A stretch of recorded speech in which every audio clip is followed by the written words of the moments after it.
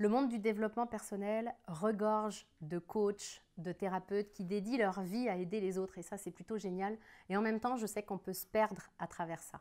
Et je sais que je reçois beaucoup de messages qui me demandent notamment où est-ce que je me suis formée pour voir un petit peu quel est le gage de qualité. Puis moi c'est toujours une question qui m'interpelle, qui m'intéresse et à laquelle je réponds avec grand plaisir. Mais elle m'a inspiré cette vidéo. Simplement parce que ce que je veux vous amener, c'est est-ce qu'un coach se résume à sa formation? Moi, je ne crois pas en fait. Et j'ai réfléchi à ce sujet en me disant, mais qu'est-ce qui fait de moi la coach que je suis aujourd'hui? Alors évidemment que ma formation initiale, elle est importante. Le coaching, c'est un vrai métier, je vous le dis souvent. Il mérite d'être formé et choisir la bonne formation de coach pour nous, c'est vraiment un point important. D'ailleurs, soit dit en passant, si c'est une thématique qui vous intéresse, si vous avez envie de vous former sur le coaching, je mettrai en commentaire de cette vidéo le lien vers mon e-book que j'ai écrit pour que vous puissiez vous poser les 5 bonnes questions pour choisir la bonne école de coaching pour vous. Je ferme la parenthèse. Donc la question c'est, est-ce que finalement je me résume à ma formation initiale? Moi je crois que non, simplement parce que, alors évidemment que cette formation initiale, elle m'a permis de me sentir légitime et puis de me sentir efficace surtout dès mes premiers coachings parce que j'ai appris des outils qui sont vraiment utiles, qui sont puissants et pour certains, pas tous, mais pour certains, je les utilise encore aujourd'hui. Mais ma formation initiale, ça a été comme la fondation sur laquelle j'ai mis beaucoup de choses ces dernières années et évidemment, j'ai mis énormément de formations complémentaires parce que je me suis aperçue, quand j'ai interagi et quand j'ai accompagné mes clients, je me suis aperçue de ce qui avait manqué dans ma formation initiale et il a fallu que je me forme pour pallier à ces manques. Soit dit en passant, je suis aussi une grande fan de l'apprentissage et je sais que nous sommes nombreux dans ce cas-là. J'aime apprendre, j'aime évoluer, donc je me forme en continu. Donc finalement, c'est tout ça qui fait mes compétences aujourd'hui. Mais ce que j'ai envie de vous partager aussi, c'est que pour moi, ce qui fait la coach que je suis, c'est pas seulement mes compétences techniques. Et c'est ce que je dis aux élèves que j'accompagne et que je forme au coaching, c'est que c'est le coach, son premier outil. On a des compétences techniques, évidemment, comme dans tout métier, et en même temps, le plus gros de nos compétences, ce sont des compétences humaines. Et moi, je crois que ce qui fait de moi la coach que je suis aujourd'hui, c'est avant tout mon chemin personnel. C'est le chemin que j'ai parcouru ces dernières années et que je parcours encore aujourd'hui. Et ça, c'est important pour moi de vous le partager parce que parfois, on fantasme sur le coach qui a fini son développement personnel, qui n'a plus rien à faire bouger, qui a guéri toutes ses blessures, qui n'a plus aucun blocage. Pour moi, cette personne-là, elle n'existe pas. À partir du moment où on est encore en vie, on a encore des blocages, on a encore des peurs, on a encore des limites, on a encore des blessures. Ça n'empêche pas d'avancer, pas du tout, mais ça fait partie du chemin d'évolution personnelle et pour moi, ce chemin-là, il est jusqu'à ce que mort s'en suive en fait, voire même au-delà en fonction de nos croyances. Donc, à mon sens, un coach qui fait croire que lui, il a fini toute son évolution personnelle, qu'il n'y a plus rien à faire bouger, c'est un coach qui est à fuir. Parce que le chemin d'évolution personnelle, c'est un chemin continu et le fait d'être dans cette conscience-là, ça amène à se remettre en question, ça amène à utiliser nos propres techniques, nos propres méthodes pour nos émotions, pour nos blessures, pour tout ce qu'on peut rencontrer, nous aussi, de difficile. Et ces dernières années, notamment, j'ai continué à nettoyer des choses pour lesquelles je ne savais même pas qu'elles étaient là il y a quelques années encore. Je n'étais pas consciente de mes blessures du passé, de mes blessures de mon enfance notamment. Je n'étais pas consciente à quel point elles étaient encore présentes. Et c'est le fait de les avoir rencontrées, de les avoir apaisées, qui m'a permis et qui me permet aujourd'hui de pouvoir encore mieux accompagner mes clients. Donc pour moi, ce qui fait de moi la coach que je suis aujourd'hui, c'est notamment mon chemin personnel, celui que j'ai fait, puis celui que je continue à arpenter. Une de mes caractéristiques également, c'est le côté concret. Alors ça, on va pas se mentir, ça plaît ou ça plaît pas, c'est très clivant. Mais moi, je suis une ancienne prof de sciences. Et en sciences, on ne regarde pas les prouvettes pour essayer de deviner la réaction qui va se passer si on mélange des produits. On mélange les produits, on observe, on conclut. On ne réfléchit pas des heures avant de faire cette expérience.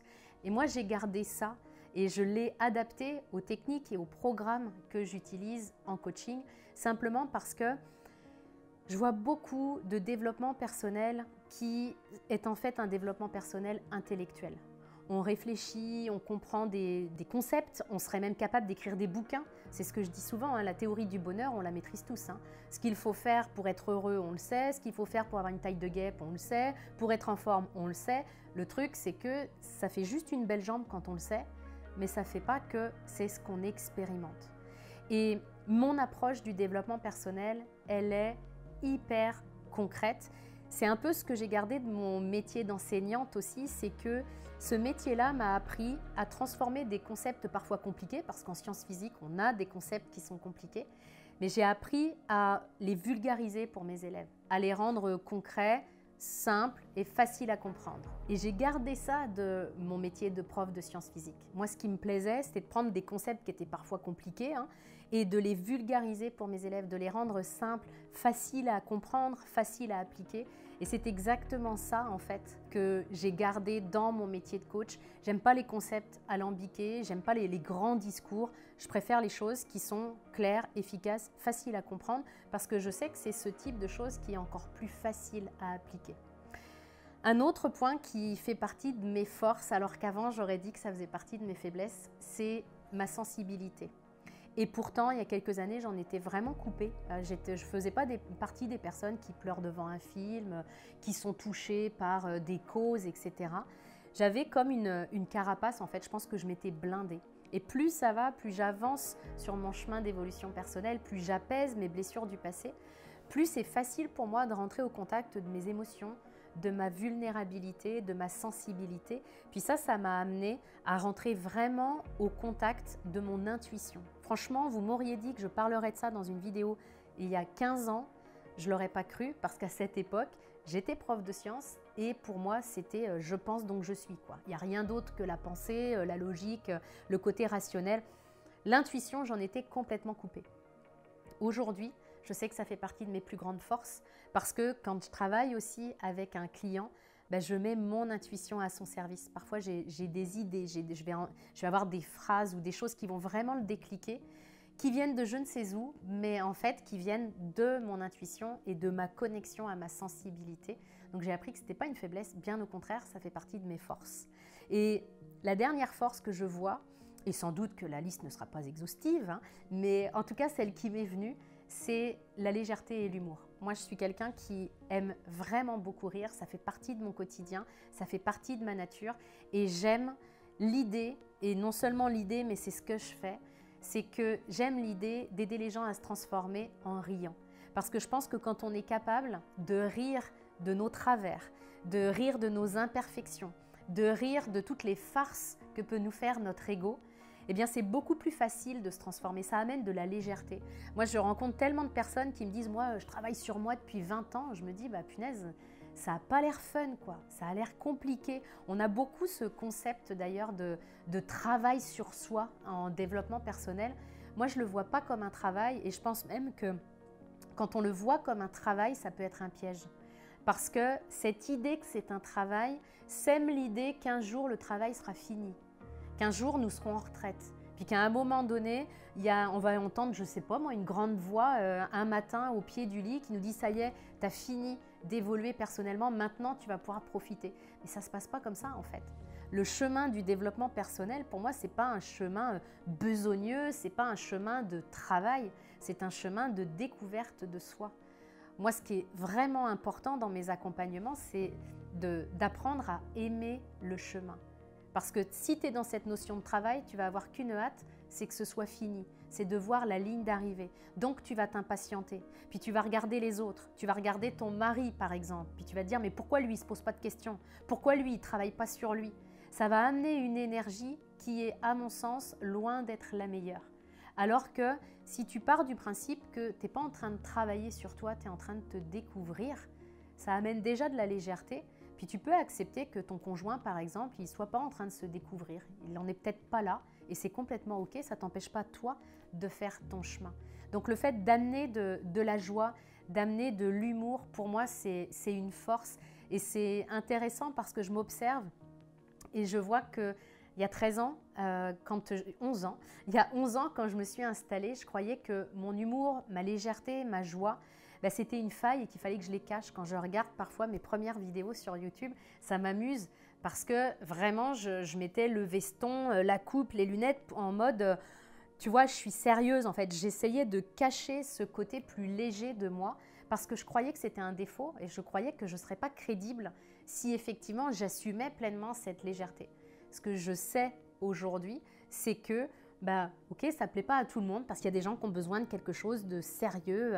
Ces gens-là trouveront un autre coach pour les accompagner et c'est complètement normal en fait.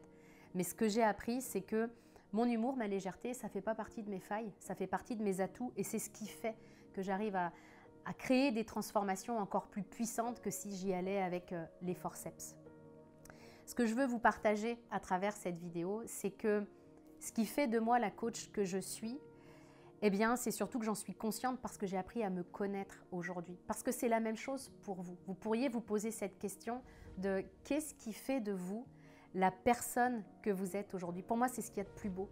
Apprendre à se découvrir pour pouvoir l'offrir au monde. C'est un chemin que j'ai dû faire ces dernières années et peut-être que vous êtes vous aussi sur ce chemin-là et peut-être même que vous auriez envie que je vous accompagne sur ce chemin. Si c'est le cas, je mettrai le lien vers ma messagerie privée pour qu'on puisse interagir directement, que vous m'expliquiez ce que vous vivez, ce que vous voulez. Puis moi, je verrai comment je peux vous aider. Si je peux le faire, ce sera avec un immense plaisir. Je vous retrouve très bientôt dans une prochaine vidéo.